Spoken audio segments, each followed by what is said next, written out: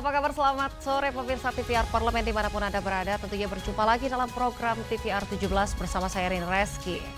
Dan pemirsa, inilah berita pertama.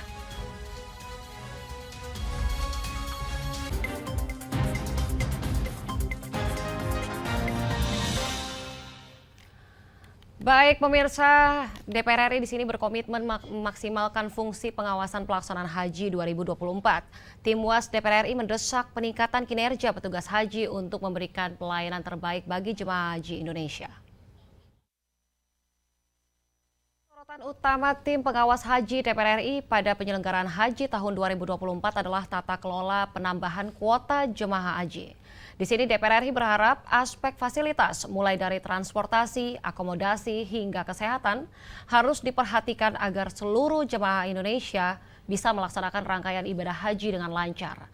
Tim pengawas haji tahap 1 bertolak ke Jeddah pada Kamis 6 Juni 2024. Kemudian langsung bergerak ke Madinah untuk mengumpulkan data dan juga fakta serta mengawasi kinerja penyelenggara haji tahun ini. Wakil Ketua Komisi 8 DPR RI Marwan Dassopang menyampaikan tim UAS akan memastikan pelaksanaan ibadah haji berjalan aman, lancar sesuai yang telah direncanakan. Maka Marwan menekankan pentingnya langkah antisipasi dari pemerintah terkait penyelenggaraan haji 2024. Dan di sini Marwan mengingatkan tingginya angka jemaah haji berusia lanjut harus menjadi perhatian pemerintah, dibuktikan dengan fasilitas kesehatan dan juga penanganan yang memadai. Marwan menegaskan DPR RI berkomitmen mengawasi dan juga mengevaluasi seluruh pelayanan yang diberikan pada jemaah haji. Tambahan kuota sebanyak 20.000 jemaah haji membuat ruang gerak jemaah semakin sempit dan juga terbatas. Tentu juga akan berimbas pada mekanisme pergerakan jemaah haji dari satu tempat ibadah ke tempat ibadah lainnya. Oleh karenanya, Marwan mendorong petugas haji bekerja lebih maksimal dalam memberikan pelayanan terhadap jemaah, khususnya saat jemaah menjalankan aktivitas di Arafah, Musdalifah, dan juga Mina. Dari Tenggarang, Banten, Sigit Rilo, TVR Parlemen melaporkan. Selanjutnya dari Komisi 9 DPR RI pemirsa yang menegaskan perlunya kajian akademik sebelum diterapkannya sistem kamar rawat inap standar atau KRIS BPJS Kesehatan guna menghasilkan asas layanan kesehatan yang bermutu dan juga merata di masyarakat. Komisi 9 DPR RI menegaskan perlunya kajian akademik sebelum diterapkannya sistem kelas rawat inap standar atau KRIS BPJS Kesehatan guna menghasilkan asas layanan kesehatan yang bermutu dan merata di masyarakat. Anggota Komisi 9 DPR RI Edi Wuryanto mendesak pemerintah segera mengkaji ulang konsep KRIS, utamanya asas keadilan dan asas pelayanannya. Menurutnya kajian akademik yang melibatkan masyarakat perlu dimaksimalkan agar tercipta keadilan sosial dalam sistem yang direncanakan akan diterapkan pada tahun 2025 mendatang. Konsepnya sudah ada, lalu uji cobanya sudah pernah dilakukan. Tapi studi yang lengkap untuk data-data yang mendukung semua dimensi UHC, baik dari sisi akses, pembiayaan, dan mutu layanan ini yang belum. Karena itu Komisi 9 menyoroti 3 dimensi ini tolong dikaji dulu, diriset dulu. Nggak usah tergesa-gesa. Karena ini nanti gejolaknya pasti tinggi. Nah, setelah mereka menyusun konsep secara matang, diuji dengan Komisi 9, 3 dimensi tadi tidak terabaikan, saya kira oke kok. Masyarakat kita pasti akan senang. Karena pada intinya kita ingin semua memperoleh akses layanan kesehatan yang bermutu dan merata di seluruh Indonesia untuk keadilan sosial. Edi berharap dalam implementasi sistem KRIS, nantinya pemerintah dapat menjaga keseimbangan antara kemudahan akses pelayanan kesehatan, pembiayaan kesehatan, dan mutu layanan kesehatan, sehingga sistem tersebut dapat dirasakan manfaatnya bagi seluruh lapisan masyarakat. Rifki dan Rian, TVR Parlemen melaporkan. Kita beralih ke Komisi 1 DPR RI yang mempertanyakan hibah kapal konfret dari Korea Selatan untuk TNI Angkatan Laut dan besarnya nilai pemeliharaan dan juga perawatan kapal tersebut menimbulkan pertanyaan dari tiap fraksi yang hadir. Komisi 1 DPR RI mempertanyakan hibah kapal korvet dari Korea Selatan untuk TNI Angkatan Laut. Besarnya nilai pemeliharaan dan perawatan kapal tersebut menimbulkan pertanyaan dari tiap fraksi yang hadir. Salah satunya anggota Komisi 1 DPR RI Helmi Faisal Zaini yang turut mempertanyakan besarnya anggaran yang dibutuhkan untuk pemeliharaan dan perawatan kapal hibah dari pemerintah Korea Selatan. Menurut Helmi, apabila negara memiliki anggaran yang memadai, akan lebih baik lagi jika membeli kapal perang jenis terbaru, mengingat militer negara tetangga sudah memiliki alat perang dengan teknologi yang canggih. Terkait dengan usulan hibah korvet dari Korea Selatan, Komisi 1 DPR RI tadi semuanya mempertanyakan terlebih dahulu karena kapal ini diproduksi tahun 88. Ya. Dan juga biaya perawatannya tidak sedikit, ya, adalah 35 juta US dollar. Dalam pandangan kami sekiranya kalau ada anggaran yang lebih ya lebih baik sekiranya membeli kapal yang baru, ya. Mengingat kalaupun kapal ini kita terima, ya, sementara teknologi dari negara-negara lain seperti Singapura, Malaysia, mereka sudah menggunakan kapal-kapal yang lebih canggih lagi. Pembahasan hibah dari negara sahabat digelar dalam rapat kerja Komisi 1 DPR RI dengan Wakil Menteri Pertahanan, Panglima TNI, serta Kementerian Keuangan. Dalam rapat ini, Kementerian Pertahanan berencana memasukkan anggaran pemeliharaan dan perawatan kapal perang hibah tersebut dalam Renstra Kemhan tahun anggaran 2025-2029. Oki dan Tegar, TVR Parlemen melaporkan. Kehadiran layanan internet Starlink milik Elon Musk di Indonesia menjadi tantangan tersendiri bagi pemerintah. Starlink yang menawarkan 3 pilihan internet yaitu internet seluler, fixed broadband, dan juga internet satelit diklaim mampu memberikan layanan internet dengan kecepatan tinggi. Karena teknologi satelit orbit rendah yang bisa menjangkau daerah yang tidak ada fiber optik atau BTS. Tentunya informasi selengkapnya akan kami hadirkan sesaat lagi, jangan kemana-mana, tetaplah di TVR 17.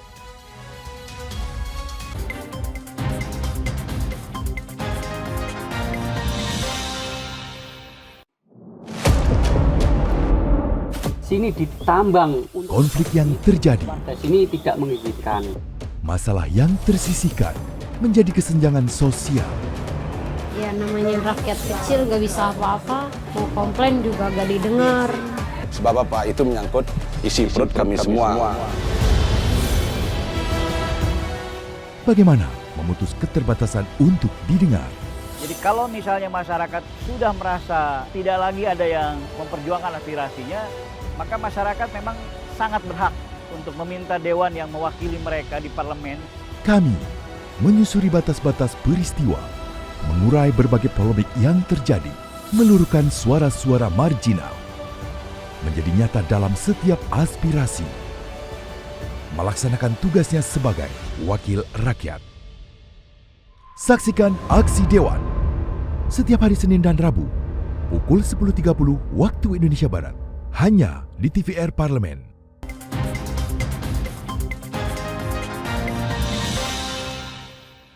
Kembali di TVR 17 pemirsa, apabila kehadiran Starlink benar-benar sukses dengan teknologinya, yakni menghubungkan langsung satelit ke telepon seluler, dikhawatirkan memberi kerugian bagi PT Telkom yang sudah membangun ratusan ribu BTS di seluruh Indonesia.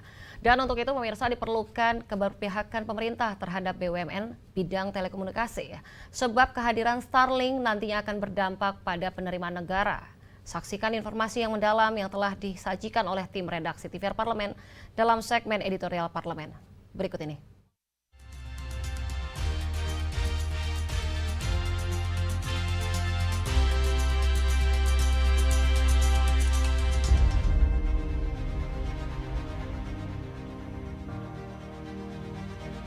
Kehadiran layanan internet Starlink milik Elon Musk di Indonesia menjadi tantangan tersendiri bagi pemerintah. Starlink yang menawarkan 3 pilihan internet, yaitu internet seluler, fixed broadband, dan internet satelit, diklaim mampu memberikan layanan internet dengan kecepatan tinggi karena teknologi satelit orbit rendah yang bisa menjangkau daerah yang tidak ada fiber optik atau BTS. Jika Starlink benar-benar sukses dengan teknologinya yang bisa menghubungkan langsung ke satelit telepon seluler, kondisi ini berpotensi besar memberikan kerugian bagi PT Telkom yang sudah membangun ratusan ribu BTS di seluruh Indonesia. Untuk itu perlu ada keberpihakan pemerintah terhadap BUMN bidang telekomunikasi karena kehadiran Starlink nantinya akan berdampak pada penerimaan negara. Dia memiliki kecepatan lebih tinggi dan kemampuan teknologi lebih baik. Artinya ini akan mengalahkan satelit yang dimiliki oleh Telkom. Ya tentu mereka juga akan berharga murah. Nah, kalau ini terjadi, maka akan menjadi faktor penekan terhadap usaha Telkom yang memang basisnya adalah terhadap kepemilikan satelit merah putih saat ini. Gitu. Meskipun telah meluncurkan layanannya di Bali dan Maluku, pemerintah baru meminta Starlink untuk membuka kantor di Indonesia. Sikap pemerintah ini menunjukkan tidak adanya koordinasi, baik antar kementerian maupun dengan penyedia layanan internet dalam negeri. Persyaratan tersebut semestinya disampaikan jauh-jauh hari sebelum perusahaan Elon Musk itu masuk ke tanah air. Menjadi tanda tanya, sejauh mana persiapan pemerintah menerima Starlink jika pemerintah sendiri belum memastikan keuntungan atau kerugian masuknya mereka ke Indonesia. Sebenarnya Pak, sejauh pengetahuan Telkom, ini sudah punya NOC belum sih Pak? Ya. Karena menarik pernyataan Menteri Kominfo mengatakan bahwa kami akan mendesak kepada Starlink untuk segera membereskan perizinannya. Nah kalau memang belum berizin, artinya apakah pemerintah sudah menyajikan satu ladang persaingan yang fair? Selain ancaman terhadap perusahaan-perusahaan nasional dan BUMN telekomunikasi, isu keamanan data dan kedaulatan data digital juga menjadi concern bersama pasca kehadiran Starlink ini. Kedaulatan digital mencakup berbagai aspek penting, termasuk kepentingan ekonomi nasional, perlindungan data strategis, harkat dan martabat bangsa, hingga pertahanan dan keamanan negara. Harus ada campur tangan pemerintah untuk mencegah penyadapan dari pihak lain, mengingat pusat server Starlink tidak berada di Indonesia. Untuk mengantisipasinya, beberapa modul tetap harus diatur oleh operator di Indonesia dan bekerja sama dengan operator layanan internet lokal. Starlink ini cukup berbahaya ya bagi kedaulatan data, bagi persaingan di dalam negeri. Ya. Nah, kalau nggak dikendalikan, saya pikir memang ini akan menciptakan kerugian, terutama bagi perusahaan-perusahaan nasional dan BUMN. Ya, makanya kan saya meminta ini dikaji mendalam. Perlu sikap bersama dan cara cerdik untuk berhadapan dengan perusahaan teknologi global. Tanpa sikap bersama, maka kita hanya akan saling menyalahkan dan masuk ke dalam masalah yang lebih kompleks, hingga tidak mendapatkan manfaat dari kehadiran mereka. Sikap itu sebagai bagian dari diplomasi ekonomi, bukan soal menerima atau menolak, melainkan bagaimana kita bisa mendapatkan keuntungan maksimal ketika perusahaan global akan masuk ke Indonesia. Mulai sekarang, pemerintah harus berkoordinasi ketika harus menghadapi perusahaan yang akan mendisrupsi. Tim redaksi TVR Parlemen melaporkan.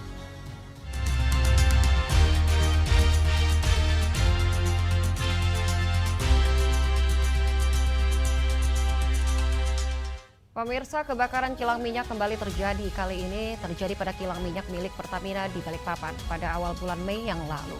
Tentunya insiden ini bukan pertama kali terjadi. Kejadian serupa pernah terjadi pada kilang minyak Pertamina yang berada di Dumai, Balongan, dan juga Cilacap. Informasi selengkapnya akan kami hadirkan usai jeda berikut. Untuk itu tetaplah bersama kami di TVR 17.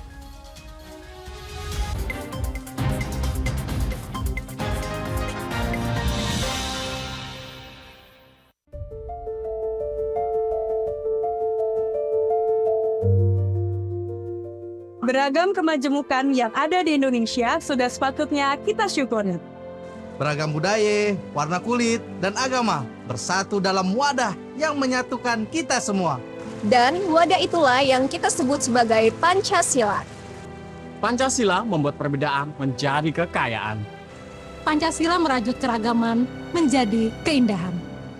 Mari kita amalkan nilai-nilai Pancasila sebagai perwujudan rasa cinta kita kepada tanah air demi membangun masa depan bangsa dan negara yang lebih baik. Selamat Hari Lahir Pancasila 1 Juni 2024. Pancasila, jiwa pemersatu bangsa menuju Indonesia Emas 2045.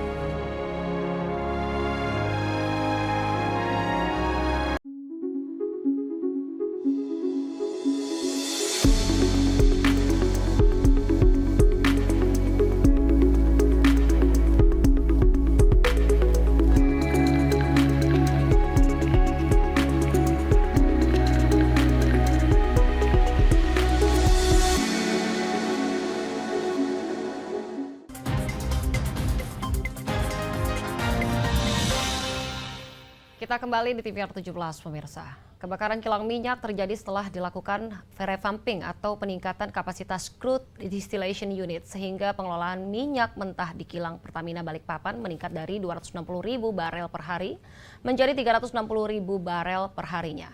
Setelah kejadian ini, sistem keamanan kilang minyak Pertamina pun dipertanyakan. Untuk selengkapnya, berikut laporan rekan kami, Nadia Sudirja dari Senayan, Jakarta. Baik pemirsa TVR Parlemen dimanapun Anda berada, baru-baru ini kebakaran kilang minyak milik Pertamina kembali terjadi di Balikpapan pada Sabtu 5 Mei 2024. Dan insiden ini pemirsa ini bukan kali pertama terjadi karena sebelumnya juga sudah pernah terjadi di Dumai, Balongan dan juga Cilacap. Nah ini pemirsa diduga insiden kebakaran yang terjadi di Balikpapan ini terjadi setelah dilakukannya revamping atau peningkatan kapasitas CDU. Dan oleh karena itu, karena sering terjadinya kebakaran kilang minyak milik Pertamina ini menjadi pertanyaan sebenarnya seperti apa sistem keamanan yang dimiliki Pertamina pada kilang minyak yang dimilikinya. Oleh karena itu pemirsa, kita akan berbincang dengan Wakil Ketua Komisi 7 DPR RI yakni Edi Suparno dari fraksi PAN. Baik Pak, terkait dengan sistem keamanan yang dimiliki Pertamina ini di kilang minyaknya, sebenarnya seperti apa sih Komisi 7 mengawasi sistem keamanan tersebut? Ya memang kita dari awal juga sudah menyatakan keprihatinan kita terhadap berbagai insiden yang terjadi di kilang-kilang Pertamina dan itu terjadinya dalam rentang waktu yang cukup dekat. Kami sudah memberikan arahan kepada Pertamina dalam proses pengawasan kita bahwa masalah keselamatan dan keamanan kerja itu harus ditekankan. Kemudian protokol untuk pengawasan dari mesin dan kilang yang memang sifatnya sangat strategis dan memiliki teknologi yang perlu pengawasan yang ketat, itu juga jangan sampai itu lalai dilaksanakan oleh para pengawasnya. Nah, tentu kita berharap bahwa kedepannya Pertamina dapat betul-betul menahan terjadinya insiden-insiden serupa karena menurut kami aspek kelalaian itu juga menjadi suatu perhatian bahwa kelalaian terhadap pemeliharaan, kelalaian terhadap pengawasan, ya jadi itu merupakan salah satu dari perhatian kami yang kami sudah sampaikan ke Pertamina. Tetapi memang kita sudah minta kepada Pertamina bahwa masalah 3K itu, keselamatan dan keamanan kerja, harus menjadi fokus ke depannya untuk mencegah terjadi insiden serupa, apalagi kalau insiden itu mengakibatkan korban jiwa yang kita pernah rasakan di Balongan ya, dan di Jakarta juga. Ya. Ini Pak, dari insiden kebakaran yang terjadi di Balikpapan ini apakah mempengaruhi pasokan BBM yang ada di sana Pak? Dari apa yang disampaikan pada kami, tidak akan mempengaruhi pasokan BBM, tetapi bukan masalah terjadi gangguan terhadap pasokan BBM atau tidak, tetapi masalahnya adalah ini adalah sebuah fasilitas strategis pengolahan BBM yang diperlukan untuk kebutuhan BBM nasional yang tidak boleh ada permasalahan dalam operasionalnya, apalagi masalah itu melibatkan kecelakaan kerja. Nah, ini apakah perlu ada perbaikan dari sistem keamanan yang dimiliki Pertamina nih Pak? Ini karena kan sudah beberapa kali terjadi, mungkin kan bukan hanya kelalaian saja, namun sistem keamanan yang dimilikinya ini seperti apa? Ya, kita sudah fokus juga sampaikan masalah sistem keamanan, pengawasan dan pemeliharaan. Jadi 3 hal itu yang perlu penekanan dan perlu diulang-ulang ya oleh Pertamina supaya tidak ada kekurangan, tidak ada kelengahan dalam pelaksanaan pengawasan, pemeliharaan dan proses yang harus diulang-ulang terus yang dilaksanakan oleh Pertamina. Gitu. Terima kasih Pak atas waktunya. Ya. Baik pemirsa, itu tadi wawancara saya dengan Bapak Edi Suparno terkait dengan insiden kebakaran kilang minyak milik Pertamina yang terjadi di Balikpapan pada hari Sabtu 5 Mei 2024 yang lalu pemirsa. Jadi disampaikan memang insiden kebakaran kilang minyak yang dimiliki Pertamina ini bukan kali pertama terjadi, sebelumnya juga sudah pernah terjadi dan ini memang terus disuarakan oleh Komisi 7 kepada PT Pertamina untuk selalu meningkatkan sistem keamanan yang dimilikinya. Ini juga mereka tadi juga mengatakan bahwa Komisi 7 selalu mengingatkan PT Pertamina ini untuk jangan sampai ada kelalaian terkait dengan keamanan pada kilang minyak yang dimiliki karena ini ditakutkan akan membahayakan apalagi terdapat korban jiwa dari insiden-insiden yang telah terjadi. Tadi juga disampaikan bahwa insiden kebakaran yang terjadi di kilang minyak Balikpapan ini tidak mempengaruhi pasokan BBM yang ada di sana karena memang mereka sudah memiliki stok yang cukup untuk pasokan BBM yang ada di Balikpapan. Tadi juga disampaikan bahwa selanjutnya Komisi 7 akan kembali berbincang dengan PT Pertamina untuk kembali mengingatkan kepada mereka untuk meningkatkan penjagaan ataupun keamanan seperti K3. Tadi disampaikan juga Pak Edi Suparno bahwa selanjutnya insiden ini tidak terulang lagi. Demikian yang dapat saya laporkan pemirsa, saya Nazia Sudirja kembali ke studio. Selanjutnya pemirsa, apa saja yang menjadi topik perbincangan di media online nasional pada hari ini? Tentunya usai jeda, tetaplah bersama kami di TVR 17.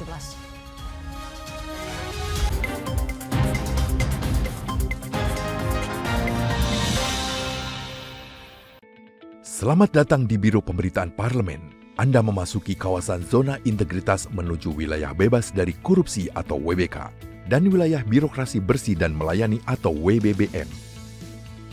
Biro Pemberitaan Parlemen berkomitmen penuh untuk mewujudkan wilayah bebas korupsi dan wilayah birokrasi bersih dan melayani. Komitmen kami, pejabat dan jajaran memiliki komitmen tinggi untuk mewujudkan WBK dan WBBM melalui reformasi birokrasi, khususnya dalam hal pencegahan korupsi dan peningkatan kualitas pelayanan publik. Kedua, bebas dari korupsi dengan terwujudnya wilayah bebas korupsi atau WBK, yang artinya bebas dari KKN, gratifikasi dan dari segala bentuk pungutan liar atau pungli. Terakhir, pelayanan prima dengan terwujudnya wilayah birokrasi bersih melayani, yaitu dengan meningkatnya kualitas pelayanan publik dan tercapainya kepuasan masyarakat terhadap pelayanan.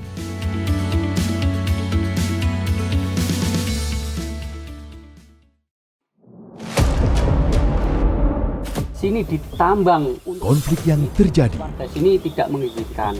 Masalah yang tersisihkan menjadi kesenjangan sosial. Ya namanya rakyat kecil gak bisa apa-apa, mau komplain juga gak didengar. Sebab apa? Itu menyangkut isi perut kami semua. Bagaimana memutus keterbatasan untuk didengar? Jadi kalau misalnya masyarakat sudah merasa tidak lagi ada yang memperjuangkan aspirasinya, maka masyarakat memang sangat berhak untuk meminta dewan yang mewakili mereka di parlemen. Kami menyusuri batas-batas peristiwa, mengurai berbagai polemik yang terjadi, meluruhkan suara-suara marginal, menjadi nyata dalam setiap aspirasi, melaksanakan tugasnya sebagai wakil rakyat. Saksikan Aksi Dewan setiap hari Senin dan Rabu pukul 10.30 waktu Indonesia Barat, hanya di TVR Parlemen.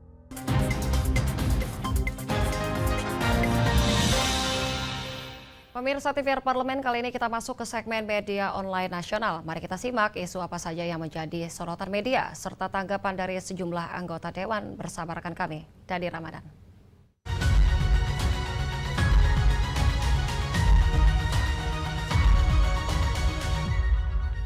Baik, terima kasih rekan Rin dan pemirsa. Mari kita simak berita apa saja yang menjadi headline di media online pada sore hari ini. Dan berita pertama menjadi headline di media online yaitu DPR sahkan rancangan undang-undang KIA. Ibu melahirkan bisa ambil cuti hingga 6 bulan. Di sini Anda bisa melihat beritanya pemirsa di mana Dewan Perwakilan Rakyat menyetujui rancangan undang-undang kesejahteraan ibu dan anak pada fase 1000 hari pertama kehidupan dalam rapat paripurna DPR pada Selasa kemarin. Dan sebagai informasi, rancangan Undang-Undang KIA pada fase 1000 hari pertama kehidupan merupakan inisiatif DPR RI yang dimulai sejak September 2022. Awalnya rancangan undang-undang ini merupakan pengaturan tentang kesejahteraan ibu dan anak secara umum. Namun pada akhirnya disepakati untuk fokus undang-undang tersebut adalah mengatur kesejahteraan ibu dan anak pada fase 1000 hari pertama kehidupan. Pengesahan rancangan undang-undang KIA dilakukan sekitar 4 bulan sejak rancangan undang-undang itu disepakati pada tingkat pertama di Komisi 8 DPR RI pada Maret lalu. Undang-undang tersebut adalah wujud kehadiran negara dalam peningkatan kesejahteraan ibu dan anak.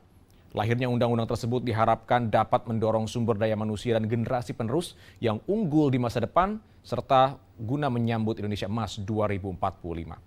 Dan kita beralih ke informasi selanjutnya yang menjadi headline di media online, yaitu Ketua Komisi 3 sebut DPR berpeluang revisi Undang-Undang KPK. Anda dapat melihat informasinya di sebelah sini pemirsa, di mana Ketua Komisi 3 DPR RI Bambang Wuryanto mempersilahkan Dewan Pengawas Komisi Pemberantasan Korupsi mengusulkan revisi Undang-Undang Komisi Pemberantasan Korupsi. Hal ini disampaikan dalam rapat dengar pendapat dengan Komisi 3 DPR RI bersama dengan Dewas KPK pada Rabu lalu yang dipimpin oleh Wakil Ketua Komisi 3 DPR RI Adis Kadir. Tumpak Hatorangan selaku Ketua Dewas KPK diminta untuk memberikan masukan jika ingin merevisi Undang-Undang KPK tersebut yang dinilai sudah harus ditata ulang karena sudah berjalan 5 tahun setelah direvisi pada 2019 silam. Selain itu, DPR juga meminta agar putusan sidang etik Dewas tidak selalu dilakukan diam-diam karena banyak publik yang ingin mengetahui mengenai putusan Dewas tersebut. DPR berharap tidak ada lagi keributan antara Dewas dan pimpinan KPK ke depannya. Pemirsa, itu tadi headline di media online pada hari ini, yaitu DPR sahkan rancangan Undang-Undang KIA, ibu melahirkan bisa ambil cuti hingga 6 bulan, serta Komisi 3 DPR RI yang menyebut bahwa DPR RI berpeluang untuk revisi Undang-Undang KPK. Saya Dede Ramadan, kembali ke rekan ini. Selamat sore.